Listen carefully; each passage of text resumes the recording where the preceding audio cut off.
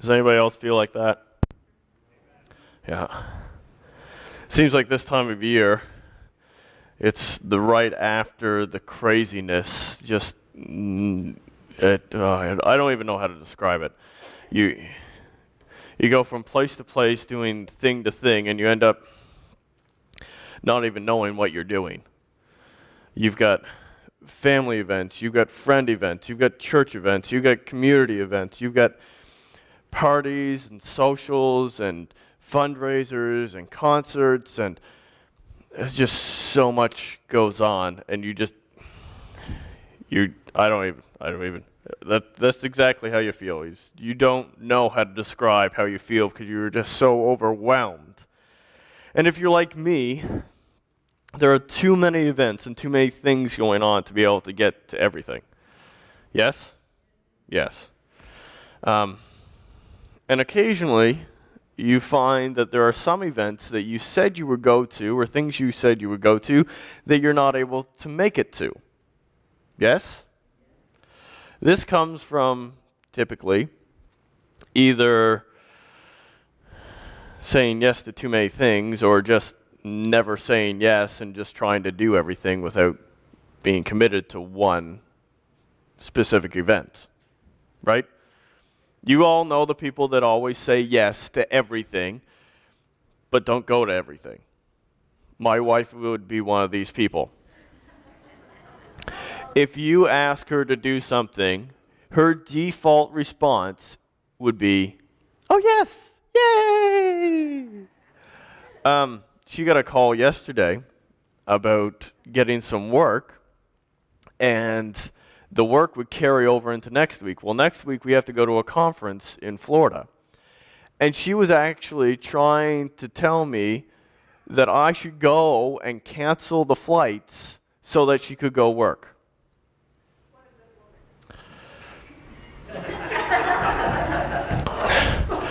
She just wanted to please everybody, so she said yes to everything. And then you also know the people that don't ever bother giving you a response. Hey, would you like to join us for this event? Well, I don't know what's going on. Okay. Oh, would you like to help with this fundraiser? Well, I don't know. I'll have to think about it. You know those people that never actually come through, and yes, at least Reg and I do, because we deal with it all the time. Would you like to volunteer for this ministry? Well, I'll have to pray about it.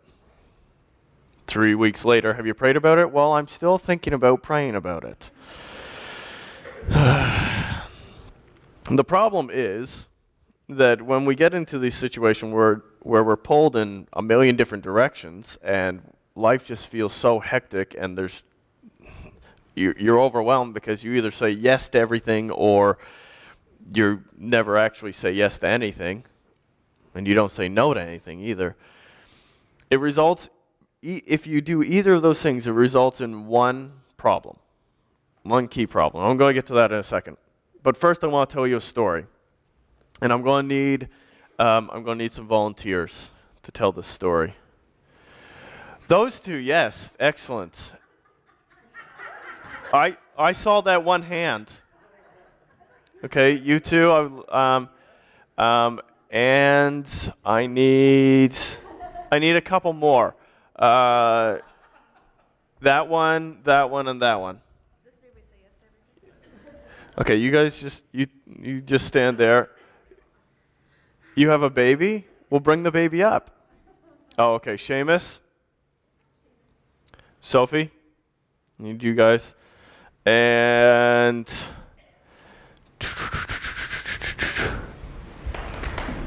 Alex.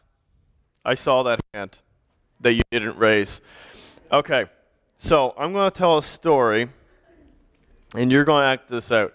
Now, Alex, I have a very special job for you. So you need to come over here and just kind of stand beside the tree.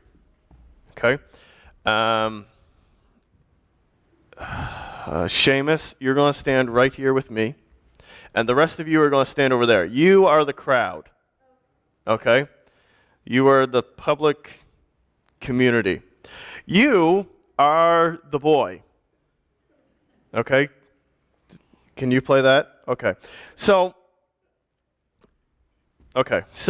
one day there was a little boy. Wave your hand. Wave. That's the little boy. And this little boy had to watch some sheep. So pretend to watch some sheep. Yes, very good. You are doing your role quite well. And this little boy thought it would be funny to play a practical joke on the community people. And so he ran to the community people and he started yelling, "There's a wolf! There's a wolf! There's a wolf!"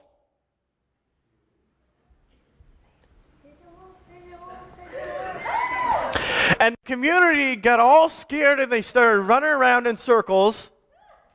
And the boy fell on the ground laughing. Fell on the ground laughing. And the community was not pleased. And they said, "Don't you ever do that again." And so the boy was like, "Okay, okay." But it was pretty funny. And so a couple days go by. Nothing happens. There's another week goes by.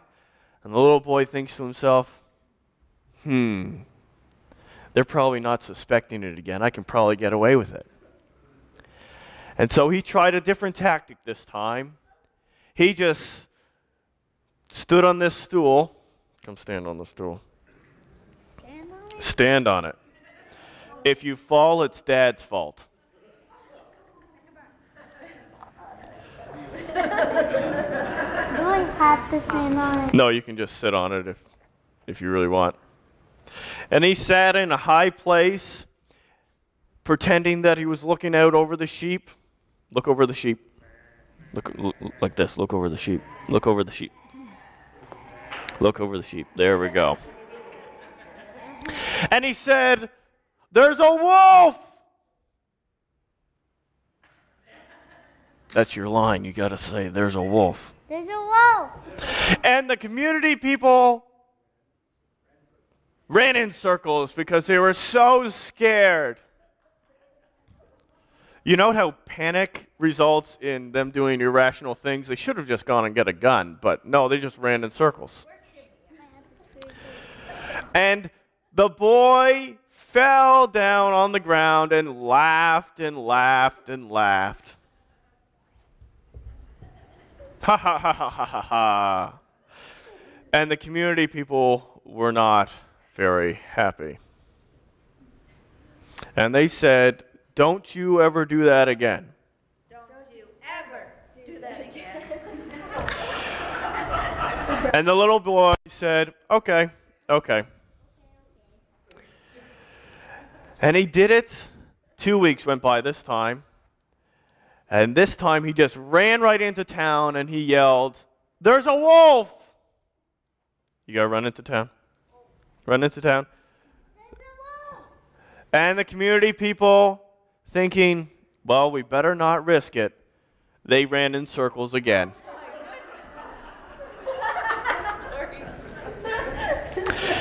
And the little boy, he laughed and he laughed and he laughed. He's collapsed with humor. And the community people, they said, "Don't you ever do that again." Don't you ever do that again. And the boy said, "Okay, okay, okay." And so the little boy, a couple weeks later, was over here watching over his sheep.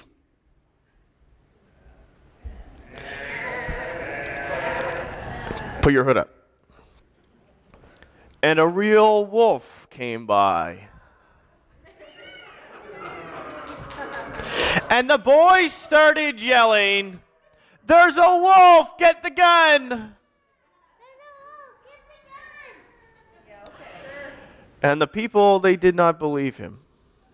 And he pleaded and he pleaded and he said, "But there's really a wolf, but there's really a wolf." And nobody did anything. And then the wolf came and captured the little boy. and took the boy back to his seat.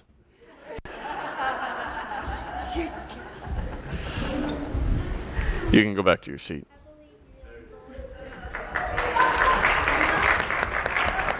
Thank you very much. You guys can go sit down too. Thank you. And now you've all heard that story or some version of that story, the boy who cried wolf.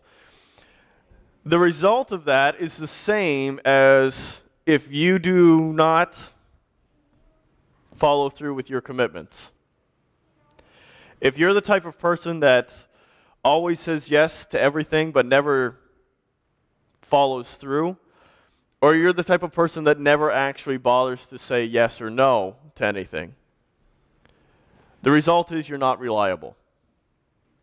You can't be trusted. When people look at you, they don't believe what you're saying. This is what Jesus said. He said, all you need to do is to simply say yes or no. Anything beyond this comes from the evil one. Now, the full passage he's talking about, don't bother making promises. Don't swear by God. Don't swear by the earth. Don't swear by anything. He says, all you need to do is say yes or no. Let your yes be yes and your no be no. Anything beyond that is from the evil one. Now, I think what he's really getting at there is if you have to say, I promise, if you have to say, I promise, for it to have meaning, then that means normally when you say yes, it has no meaning. And when you say no, it has no meaning. If you have to add another qualification, that means that on a regular basis, you are not being truthful. And you do not hold to it. And so Jesus says, let your yes be yes and your no be no. Be committed. And so how do you do this? How do you make sure that your yeses are yeses and your nos are nos? We have to do two things. We have to be intentional and we have to be consistent. You have to be intentional and consistent. Now, as we are starting the new year, this is probably a principle that we should all put in place to start things out right. Now, be intentional. What do I mean by that? I mean by that in that you actually decide what you're going to do and what you're not going to do. Don't just say yes to everything and don't say I don't know to everything. You need to make the decision of what you're going to do and what you're not going to do, what you're going to commit to and what you're not going to commit to. If you're going to choose between helping out at a fundraiser and going to a party, or if you're going to help teach a Sunday school class, or if you're going to coach a sports team, whether you're going to go to Sunday service or whether you're going to go to a basketball game, whether you're going to watch a TV show or if you're going to read a book, whether you're going to have family time or you're going to go out to eat, whether you're going to, whatever it is, you need to start making decisions. Don't try to wander through life and don't try to just kind of let things happen. You need to be intentional about the way you're living and what you're going to do. And so when someone gives you an opportunity and says, would you like to do this, you need to, maybe you need to take a day and think about it, but you, after that day, after that set period of time, is you need to make a decision. You need to decide, is this a yes or is this a no? The second part of that is be consistent. And what that comes down to is that you're intentional all the time. But it also means that if you said yes to something, you follow through. And if you said no to something, you follow through.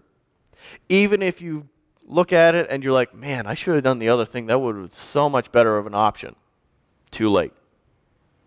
You've already committed to it. You don't back out unless it's dishonorable or just plain stupid. If it's one of those two things, feel free to back out of that. Your commitment holds no value because you were committed to God first. But if you commit to go to a certain gathering and something happens along the way and you decide that you don't want to go to it, that you would rather go see a movie instead, too late. You've already made your intentional commitment. Follow through. Be consistent. If that means you lose out on a little bit of money, you lose out on a little bit of money. If that means you have to bring your family along because they showed up and you are committed to going to Sunday service and you said, well, they've got to come to service or they've got to wait for us to be done because we have made the commitment to be here, then that's what you do. If that means that you have to reorganize your plans to make sure that you fit in that thing that you've committed to and that other opportunities and other events that you really want to go to miss out, that's what you have to do. You have to be intentional and consistent. If you're intentional but not consistent, it doesn't make a difference. If you're not intentional but consistent about it, that doesn't make a difference. You have to be intentional about what you do and consistent with how you do it. Now, I could, at this point, go into a very long-winded sermon about priorities and making sure your priorities are straight. But at the rate of how the service seems to be going, that would turn out very badly, so I'm going to avoid that. But you do need to make sure your priorities are straight, and that's between you and God. But essentially, to make sure you're reliable, to make sure that you're not overwhelmed by everything around you, and to make sure that your word means something, that your yes is a yes and your no is a no, and you don't need anything else to add quality or value to that, you need to be intentional about how you live your life this year. And you need to be consistent in following through. Be intentional, be consistent, show your commitment.